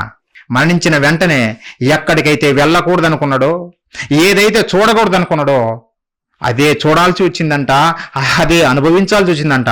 అదేదో కాదు, పాతాళంలో ఉన్నటువంటి అగ్ని. మరి భూమి మీద ఉన్నప్పుడు నేను చర్చికి వెళ్ళాను. మాయలో ఉన్నావు బ్రదర్, మాయలో ఉన్నావు. దేవుని దగ్గరికి వస్తే ఆశీర్వదింపబడతావు. దేవుని దగ్గరికి వస్తే జాబ్ వస్తుంది, కడుపు నొప్పి పోతుంది, విరేచనాలు పోతాయి. ఈ బోధలు విని వచ్చి చివరికి మరణించిన తర్వాత చిన్నగా పాతాళంలోకి జారిపోయావు. పాతాళంలోకి జారిపోయిన తర్వాత ఏదైతే చూడకూడదో అదే చూడేశాడంట. ఏంటిదో తెలుసున? పక్కనే భూమి మీద ఉన్నప్పుడు అతనికి ఎవరైతే బాప్తీసం ఇచ్చారో, ఎవరైతే నీళ్ళలో ముంచి బాబు దేవుని నమ్ము, నువ్వు ఆశీర్వదింపబడతావు, నువ్వు గొప్పవాడు అయిపోతావు, నీ కడుపు నొప్పి పోతుంది, క్యాన్సర్ గడ్డ పోతుంది అని చెప్పినటువంటి ఆ బోధకుడు అక్కడే ఉన్నాడంట. అయ్యగారు ఏంటిది, నువ్వు చెప్పిన బోధలు వినే కదా నాయన మేము ఇక్కడికి నీ దగ్గరికి వచ్చింది, ఆ నీ చెప్పిన బోధలు చెప్పే కదా మిమ్మల్ని నీటిలో ముంచింది, మరి మీరు ఇక్కడ ఉన్నారు ఏంటి అని అడిగాడంట ఆశ్చర్యంగా. ఒరే బాబు కాముగా ఉండు, నేనే కాదురా బాబు, నన్ను ముంచినోడు ఒకడున్నాడు పెద్దయ్య గారు, అతడు కూడా ఇక్కడే ఉన్నాడు, నోరు మూసి కాముగా ఉండరా బాబు అని చెబుతుండంట. అంటే ప్రియులారా, గుడ్డి వానికి తోవ చూపితే ఇద్దరు వెళ్ళి గుంటలోనే పడతారు. గుంటలో పడిన తర్వాత నేను గుంటలో పడినానని దిక్కులు చూస్తే కుదరదు. గుంటలో పడక ముందే కళ్ళిచ్చాడు, వివేచనిచ్చాడు దేవుడు. వివేచించు, చదువు, నేర్చుకో, ఈ మనుషుల చేతిలో బానిసగా మారకు, స్వతంత్రుడిగా బ్రతుకు. అది క్రైస్తవుని జీవితం. ఇంకా మనుషులకు బోధకులకు బానిసలవేంది? ఇంకంతదానికి ఎందుకు నీ భక్తి? దేవుడు మనల్ని సత్యవాక్యము ద్వారా స్వతంత్రులుగా చేశాడు పిల్లారా. అది ఎవరికి అర్థమవుతుంది? కానీ సాతాను ప్రతి ఒక్కరిని మింగేసింది. బోధకునిగా వాణ్ణి మింగేసింది. ప్రతి ఒక్కరిని మింగేసి వాడి అబద్ధాన్ని ఈ సమాజానికి బోధిస్తూ ప్రతి ఒక్కరిని వాడి వైపు నడిపేసుకుంది పిల్లారా. వాడి వైపు నడిపించుకుంది. మొదటి శతాబ్దంలో క్రీస్తుల వారు మరణించి తిరిగి పరలోకముకు చేర్చబడిన తర్వాత అపోస్తలులు వాక్యము చేత పట్టుకొని ప్రతి చోట ప్రకటిస్తున్నప్పుడు అనేక మంది ప్రజలు మోటివేట్ అయ్యి తమకున్న చరస్థిరాస్తులను అమ్మివేసి అపోస్తుల పాదాల దగ్గర పెట్టారు. ఎందుకు? పోయి మిద్దెల మేడలు కట్టుకో, నువ్వే బతకమని కాదు, స్వార్థ వ్యాప్తిలో ఉపయోగించాలని వాళ్ళు పాదాల దగ్గర పెట్టినప్పుడు అపోస్తులు అలా ఉపయోగిస్తున్నారు పిల్లారా. అలాంటి సందర్భంలో ఒక కుటుంబము వాళ్ళు కూడా మోటివేట్ అయ్యారు. సాతాను తంత్రాలు నేర్పుతున్న వాడి తంత్రాలు ఎలా ఉంటాయో ఒక కుటుంబము ప్రేరేపించబడింది. అయ్యో అందరు ఇస్తున్నారు, అందరికీ పేరు వస్తున్నది, మనము కూడా ఇద్దాము దేవునికి అని ఆలోచించిండ్రు.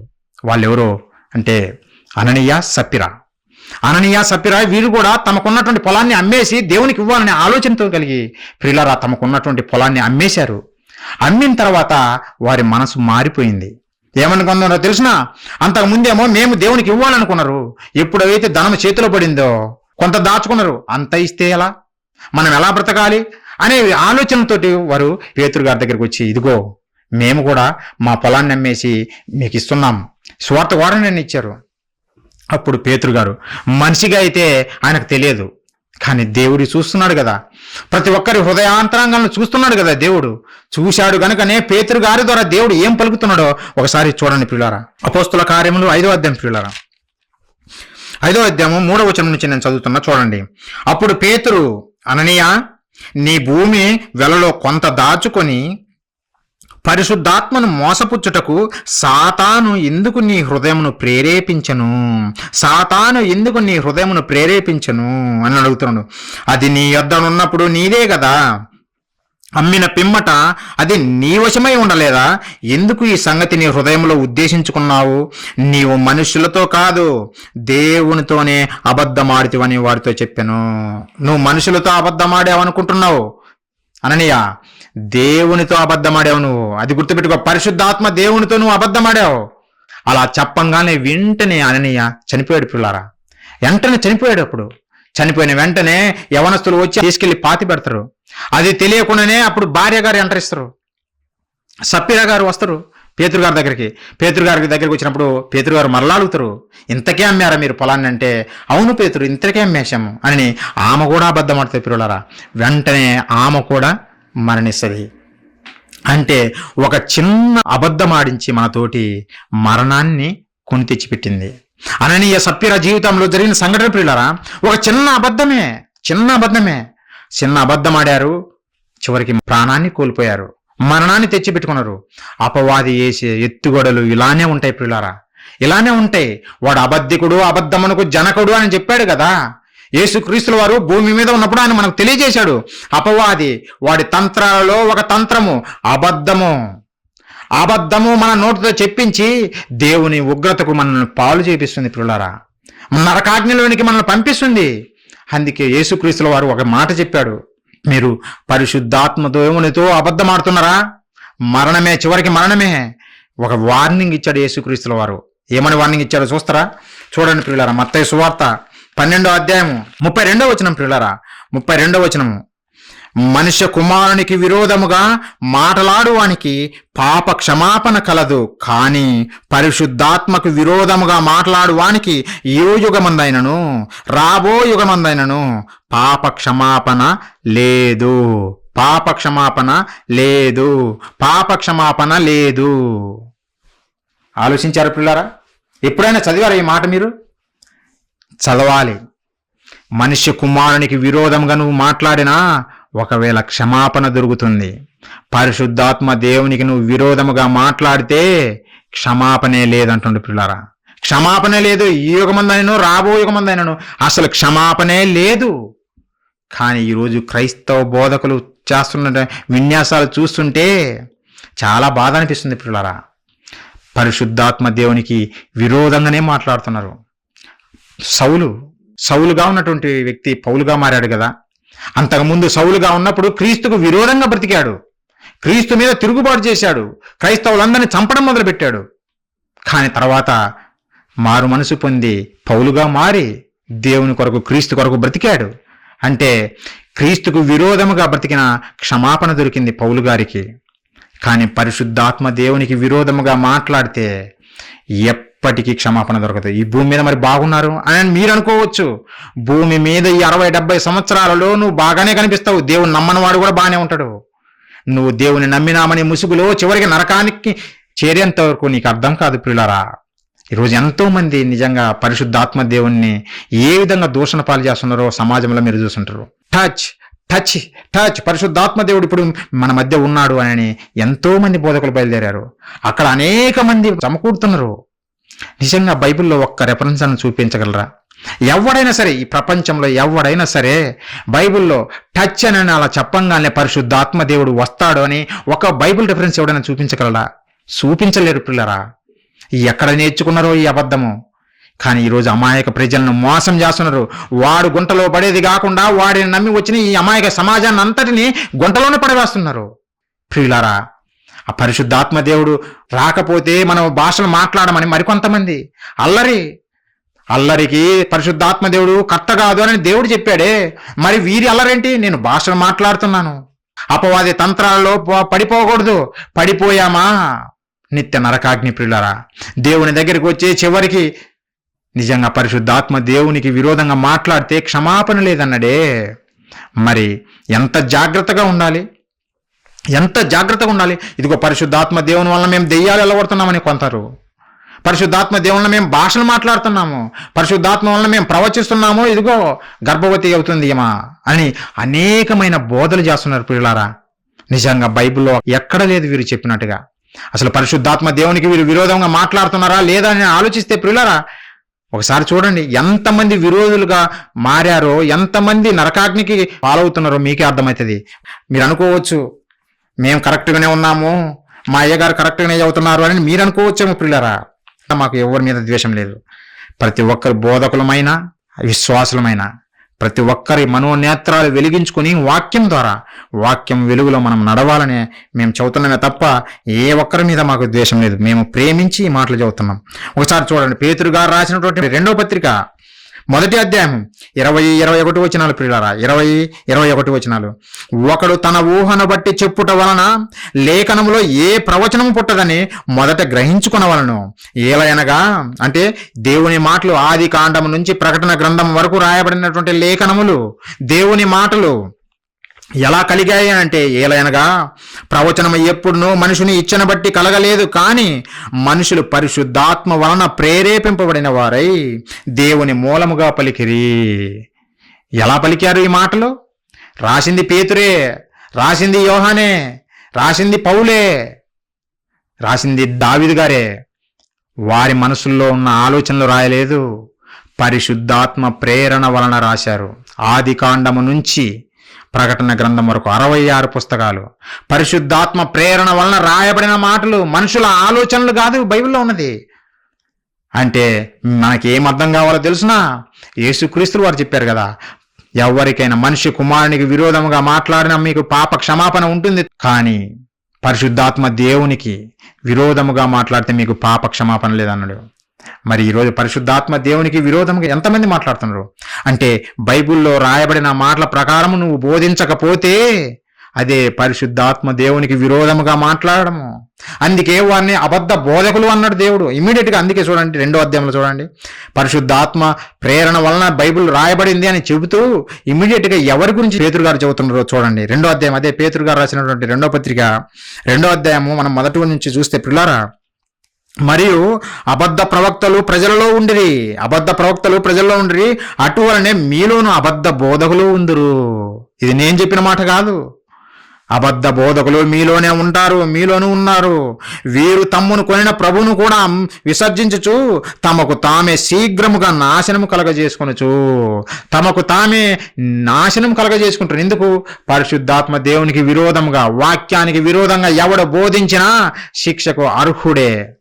శిక్ష తప్పదు, వాడికి నాశనము తప్పదు అని దేవుడు చెబుతున్నాడు. తమకు తామే శిక్ష కలగజేసుకుంటుండ్రు, నాశనం కలగజేసుకుంటుండ్రు. ఎందుకు? అబద్ధాలు ప్రకటిస్తున్నారు కనుకనే. ఈ భూమి మీద స్వల్పకాలం జీవించడం కొరకు ఏదో ఆశలు పెట్టి, భ్రమ పెట్టి క్రీస్తు దగ్గరికి నడిపిస్తున్నామని భ్రమలో ఉండి అబద్ధాలు బోధిస్తున్నటువంటి ఎవరైనా సరే తమ నాశనాన్ని వారే తెచ్చుకుంటున్నారు పిల్లారా. అదే పేతురు గారు చెబుతున్నారు. వారు ఏం చేస్తున్నారు? తమకు తామే శీఘ్రముగా నాశనము కలగజేసుకొనుచు నాశన కర్మకు భిన్నాభిప్రాయములను రహస్యముగా బోధించుదురు. మరియు అనేకులు వారి పోకిరి శాస్త్రాలను అనుసరించి నడుతురు. వీరిని బట్టి సత్య మార్గము దూషింపబడును. దూషించబడును అంటున్నారు పిల్లారా. దూషించబడటం లేదా? ఈరోజు చూడండి, యూట్యూబ్లో ఓపెన్ చేయండి, అన్ని ట్రోల్స్ ఎవరి మీద? క్రైస్తవుల మీదనే, నవ్వులాటలు. ఎందుకంటే మన వారు చేసే విన్యాసాలు అలా ఉన్నాయి. మహాజ్ఞాన గ్రంథం నీ చేతిలో పెడితే దేవుడు, నువ్వు మెలకువగలిగి సమాజాన్ని మెలకువ చేస్తావని నీకు చేతిలో పెడితే నువ్వే సమాజం చేతిలో ట్రోల్స్కు గురవుతున్నావు. ఎవరు? క్రైస్తవ బోధకులే.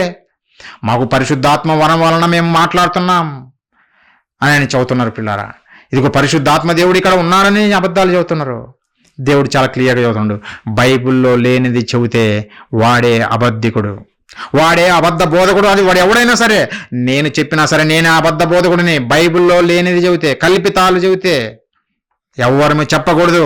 వార్నింగ్ ఇచ్చాడు. ఒకవేళ చెబితే మన నాశనం మనమే తెచ్చిపెట్టుకున్న వారిమైతాం పిల్లరా. అందుకే పేతురు గారు చెబుతున్నారు 3వ వచనము, వారు అధిక లోబులై, అబద్ధ బోధకులు వారు అధిక లోబులై కల్పనా వాక్యములు చెప్పుచు మీ వలన లాభము సంపాదించుకుందరు. కల్పనా వాక్యములు మీకే అర్థమవుతుంటది పిల్లరా. ఇవి వింటారు కదా, అనేక చోట్ల వింటారు. ఎక్కడ కల్పన వాక్యాలు, ఎక్కడ సత్యము, ఎక్కడ వాక్యం వినబడుతుందో మీకే అర్థం కావాలా ప్రియులారా. ఈ కల్పన వాక్యాలు చెప్పుకుంటే చివరికి నిత్య నరకాగ్నికి జారిపోవడము ఖాయం. అందుకే క్రీస్తుల వారు ముందే హెచ్చరించాడు, వాడి తంత్రాలు ఎలానే ఉంటాయి ప్రియులారా. అపవాది తంత్రాలు ఎలా ఉంటాయి? అబద్ధము. దేవుని వాక్యములో కూడా ఈరోజు అబద్ధం చెప్పే స్థితికి వచ్చేశారు మనుషులు. ఏ దేవుని మాట వలన అయితే మనిషికి బ్రతుకు ఉందో, ఏ దేవుని మాట వలన అయితే మనిషికి నిత్య జీవం ఉందో, ఆ నిత్య జీవానికి రానివ్వకుండా అబద్ధాలు చెబుతూ అధిక లోబులై ప్రియులారా వారి సొంత లాభము కొరకు కల్పనా కథలు చెప్పడం మొదలుపెట్టారు. అన్ని కథలే చూడండి. ఒక సినిమా స్టోరీ, ఒక దర్శకుడు ఎలా నేరేటివ్ చేస్తాడో కథను, అలా ఈరోజు సంఘాలలో అవే కథలు నేరేటివ్ చేస్తుంటారు. అవే కథలు. వాక్యానికి ప్లేస్ లేదు. పరిశుద్ధాత్మ దేవుని ప్రేరేపణ వలన రాయబడినటువంటి మాటలు ఇవి. దానికి విరోధంగా ఎవరు చెప్పినా నాశనం అవ్వడము 100% పిల్లరా. అదే అపవాది ఈరోజు చేస్తున్నది. చాలామంది వచ్చేసి పరిశుద్ధాత్మ ప్రేరణ వల్ల మాట్లాడుతున్నాడు ఈయన అని చెబుతుంటారు ప్రియులారా. పరిశుద్ధాత్మ ప్రేరణ వల్ల మాట్లాడుతున్నాడు ప్రియులారా. పరిశుద్ధాత్మ ప్రేరణ వల్ల ఆల్రెడీ దేవుని మాటలు రాయబడినాయి. ఆది కాండం నుంచి ప్రకటన గ్రంథం వరకు మొత్తం రాసిచ్చాడు.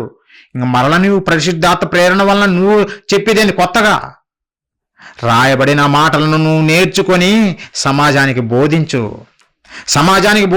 మనోడు ప్రిపేర్డ్ కాడు, మనోడు కష్టపడడు, బైబిల్ చదవడు, ప్రిపేర్ కాడు. స్టేజ్ ఎక్కుతాడు, మైక్ వచ్చిందంటే దంచి పెట్టడమే, నోటికి ఏది వచ్చింది అది వాగడమే. ఏది ప్రారంభిస్తాడో తెలియదు, ఏది ముగింపో తెలియదు. మధ్యలో ఎన్ని కల్పనా వాక్యాలు. ఇవన్నీ అపవాది ఎత్తుగడలు ప్రియులరా. సాతాను తంత్రాలు ఇవన్నీ మనల్ని కూడా ముంచేస్తుంది. అది ప్రతి ఒక్కరిని ముంచేస్తుంది. పరిశుద్ధాత్మ ప్రేరణ వలన మాట్లాడతావా? బైబిల్లో రాయబడిన మాటలు ఆది కాండం నుంచి ప్రకటన గ్రంథం వరకు మనం చెప్పే బోధలు ఎక్కడ కాంట్రడిక్ట్ కాకూడదు, ఒకదానికొకటి విరోధంగా ఉండకూడదు. విరోధంగా ఉన్నదంటే మనం తప్పు చేస్తున్నాం అన్నమాట, మనం తప్పు బోధిస్తున్నాం అన్నమాట. ఆ భయము మాలో ఉంది ప్రియులారా. ఎందుకంటే పరిశుద్ధాత్మ దేవుని ప్రేరణ వలన రాయబడిన మాటలు ఇవి. వాటికి విరోధంగా మేము బోధిస్తే మా స్వలోభం కొరకు మేము నిత్య నాశనం పొందడము ఖాయం ప్రియులారా. మాకు ఆ భయం ఉంది. దేవుడు హెచ్చరించాడు ముందే, మీలో అనేక మంది బోధకులుగా ఉండకండి. ఎందుకు ఒకసారి చూడండి, యాకోబు రాసిన పత్రిక 3వ అధ్యాయము 1వ వచనం ప్రియులారా, నా సహోదరులారా, బోధకులమైన మనము మరి కఠినమైన తీర్పు పొందుదామని తెలుసుకొని. బోధకులమైన మేము స్టేజ్ దొరికింది, మైకు దొరికింది, నా ఇష్టానుసారం నేను మాట్లాడతానంటే కుదరదు. మరి కఠినమైన తీర్పు, అదే భయం మాలో ఉంది ప్రియులారా. క్రైస్ట్ చర్చ్ ఖమ్మం వారిలో ఉన్న భయం అదే. మేము ప్రకటిస్తే సత్యాన్ని ప్రకటించాలి, దేవుని మాటలు ఏది ఉంటే అదే చెప్పాలి. దేవుడు మాట్లాడకపోతే మనం కూడా సైలెంట్గా నోరు మూసుకొని కూర్చోవాలి. నాకు బయలుపరిచాడని నేను బయలుదేరాను అనుకో, నాకు పాతాళంలో నిత్య నరకాగ్నిలో బయలుపరుస్తాడు. అసలైన విషయము, ఒరే బాబు నీ ప్లేస్ ఇదేని. ఆ నిత్య నరకాగ్నికి చేరకూడదని మేము చేరకూడదు, మా బోధ వింటున్న మీరు చేరకూడదు. పరలోకపు కన్న తండ్రిని మీరు చూడాలి. ఆ కన్న తండ్రితో ప్రతి నిత్యము మనం బ్రతకాలి. అదే మా ఆశ ప్రియులారా, అదే మా తపన. పరలోకపు తండ్రి ఆశ అదే. నా నిమిత్తం ఎవరు వెళ్తారు అని పరలోకపు కన్న తండ్రి ఎదురు చూస్తున్నప్పుడు మేము వెళ్తాము తండ్రి, మేము వాక్యం నేర్చుకొని మేము వెళ్తాం అని వచ్చాం ప్రియులారా. ఈరోజు మిమ్మల్ని కూడా తయారు చేసేదందుకే దేవుని విద్యలో బోధకులు కంటే ఈ లోకంలో చేసే బోధకులుగా కాదు. అందుకే యాకోబు గారి ద్వారా దేవుడు చెబుతుండు, బోధకులు అయిన వారికి మరి కఠినమైన తీర్పు. ఎవరికైనా ఈ భయం ఉందా? వీధికి ఒక సంఘము. స్టార్టింగ్లో మేము ప్రారంభించినప్పుడు కొంతమంది ఇదే అన్నారు, బాబు ఇప్పటికే ఎన్నో సంఘాలు వచ్చేసినాయి, మీరు బయలుదేరారా? మీ జోబులు ఏమైనా ఖాళీగా ఉన్నాయా అన్నట్టుగా మమ్మల్ని హేళనగా మాట్లాడారు పిల్లరా. వాళ్ళకి తెలియదు పాపము, తెలియక మాట్లాడారు. ఎక్కడైనా మీరు వచ్చిన వాళ్ళు రెగ్యులర్గా చూస్తున్న వారికి తెలుసు మేము ఎలాంటి పరిచర్య చేస్తున్నామో. మాకు అదృష్టం అది, మా గొప్పతనం కాదు కానీ మాకు అదృష్టం. దేవుడు అంత గొప్ప భాగ్యాన్ని ఇచ్చాడు. దేవుని మాటల సత్యాన్ని నశించిపోతున్న ఈ సమాజానికి తెలియజేసి కొంతమందినైనా రక్షించాలనే ఆశతోటే కాకర్ల నుండి స్త్రీలు వచ్చారు, తమ్ముళ్ళు వచ్చారు. ఎందుకు? ఈ సమాజానికి దేవుని మాటలు వినిపించాలని పిల్లరా, వినిపించాలని. ఏమైనా ఆశించారా మీ నుంచి వాళ్ళు? మేమేమైనా ఆశించామా? ఏం ఆశించలేదు. మాలో భయం ఉంది. ఎందుకో తెలుసా? దేవుడు ముందుగానే చెప్పాడు, మీకు మరి కఠినమైన తీర్పు ఉంది. ఆ కఠినమైన తీర్పులో పడిపోకుండా ఉండాలంటే సత్యవాక్యం ముందు నేర్చుకొని బయలుదేరు. అప్పుడు వెళ్ళు, లోకంలో అప్పుడు వెళ్ళి ప్రకటించు. అలా చెయ్యరు. వీధికి ఒక సంఘము. బైబిల్ నేర్చుకున్నాం అంటే నేర్చుకునేది ఏముండదు. స్తుతి, స్తోత్రం, హల్లెలూయా, ఇవే. అంటే ఇవి చెబితే వాక్యం వచ్చినట్ట? సినిమా కథల్లాగా 2 కథలు చెబితే వాక్యం వచ్చినట్ట? ప్రియులారా, ఒక లోక విద్య చేయటం కొరకే ఎంతో కష్టపడిపోతామే. మన పిల్లవాడిని ట్యూషన్కి పంపిస్తాం, ఎక్స్ట్రా క్లాసులు అంటాము. అలాంటప్పుడు బైబిల్ నువ్వు ఊరికే స్తుతి స్తోత్రం అని చెబితే నీకు వచ్చేస్తుందా? దేవా నాకు అనుగ్రహించు, నాతో మాట్లాడు, పరిశుద్ధాత్మ దేవుడా నాలో ప్రవేశించి నాతో మాట్లాడంటే రాదు. చివరికి మనము నమ్మిన యేసు క్రీస్తుల వారు కూడా ఏం చేశారో తెలుసునా? సరే ఆ మాట చూడండి పిల్లరా, యోహాను సువార్త 8వ అధ్యాయము. బోధకులకి ఇవన్నీ జ్ఞాపకం ఉండాలా. వింటున్న మీరు కూడా తెలుసుకోవాలా. ఇక్కడ చదువుతున్నారు అక్కడ చదువుతున్నారని కాదు. సత్యం ఎక్కడ వినబడుతుందో నిలబడండి, నేర్చుకోండి. యోహాను సువార్త 8వ అధ్యాయం ప్రియులారా 28వ వచనము యేసు క్రీస్తుల వారు చెబుతున్న మాటలు. కావున యేసు, మీరు మనిషి కుమారుని పైకెత్తినప్పుడు నేనే ఆయననియు నా అంతటా నేనే ఏమీ చేయక తండ్రి నాకు నేర్పినట్టు ఈ సంగతులు మాట్లాడుచున్నాననియు మీరు గ్రహించుదురు. తండ్రి నాకు నేర్పినట్టు యేసు క్రీస్తుల వారే పరలోకములో కన్న తండ్రి దగ్గర నేర్చుకొని భూమి మీదికి వచ్చి బోధ చేశాడు. యేసుక్రీస్తుల వారు, మనము నమ్మినటువంటి యేసుక్రీస్తుల వారు మన రక్షకుడు. ఆయన తండ్రి దగ్గర నేర్చుకొని భూమి మీద ప్రకటించాడు. మరి మనము నేరవము.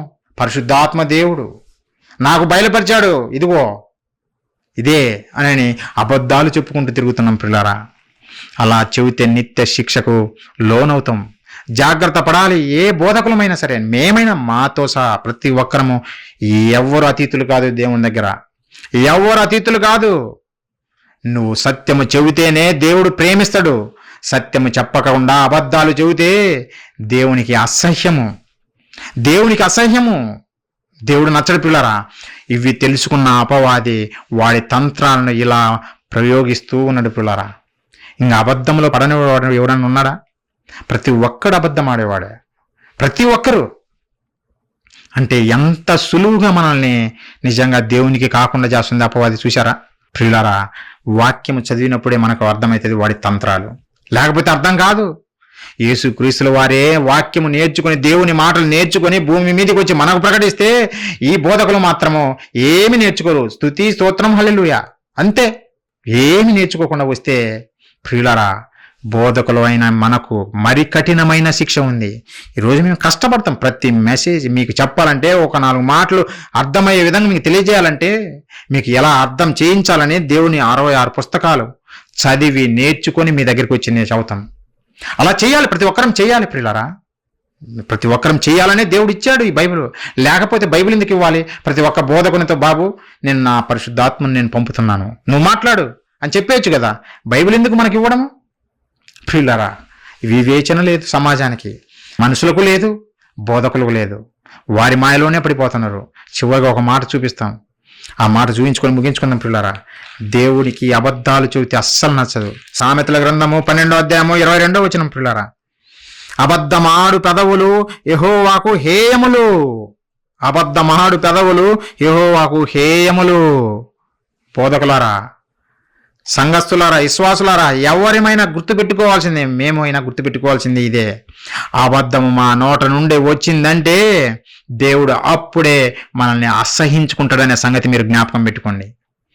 దేవుడు రాయించిన మాటల్లో ఏదైనా సరే మనం కలిపి చేశామా శిక్ష తప్పదు. దేవునికి అసహ్యులుగా మారిపోతాం. అలా మారిపోకుండా ఉండాలని, మరి కఠినమైన తీర్పు పొందకుండా ఉండాలనే జీవము కలిగిన దేవుని మాటలను మీకు తెలియజేస్తున్నాం. అపవాది తంత్రాలను మీకు నేర్పి మెలకువ నేర్పుతున్నాం. మెలకువ కలిగి దేవుని కొరకు బ్రతుకుతారనే ప్రియులారా. మరి అపవాది ఒక అబద్ధంలోనే ప్రపంచాన్నంతా ముంచేసినప్పుడు మరి అనేక క్రియలు ఉన్నాయి, వాడి అనేక తంత్రాలు వాడు ప్రయోగిస్తున్నాడు. మరి ఎలా తప్పించుకుంటారు? అపవాది తంత్రాలలో నుంచి మనిషి ఎలా తప్పించుకోగలడు? ఇదే ప్రియులారా, ఈ జీవవాక్యమే.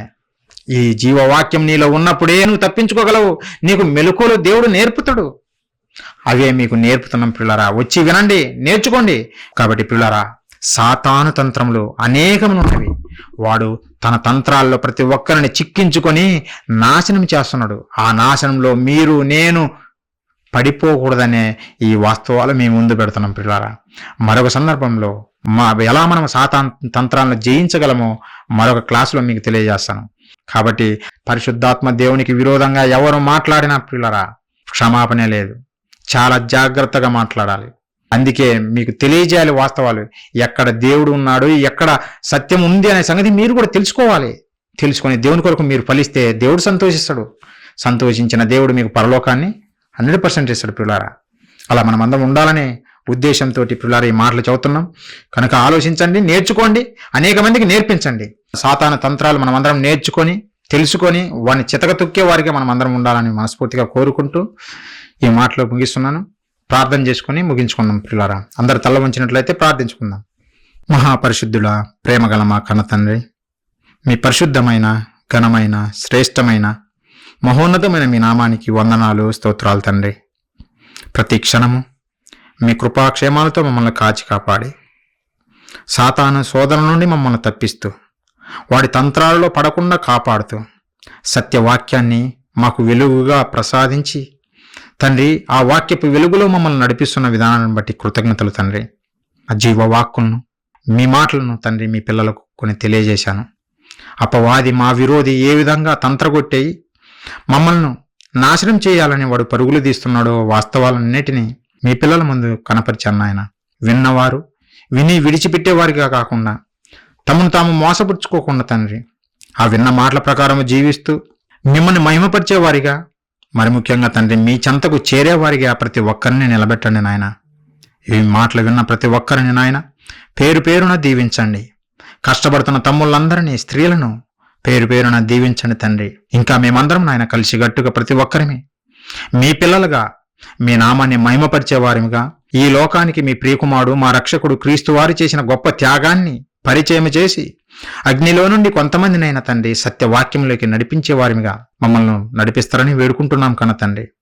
అనేక మంది నాయన ఈ సత్యవాక్యం విని మెలకువ కలిగి మీ ప్రేమను తెలుసుకొని మీ చెంతకు చేరేవారిగా నిలబెట్టండి నాయన. అనేక మంది నాయన వచ్చి విని నేర్చుకుని మీ కొరకు ఫలించేవారిగా దీవించండి.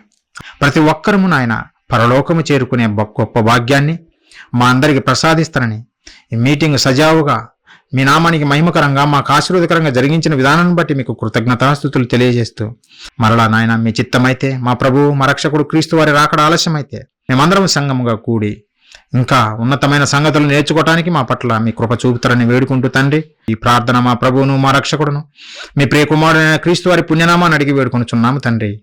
ఆమెన్.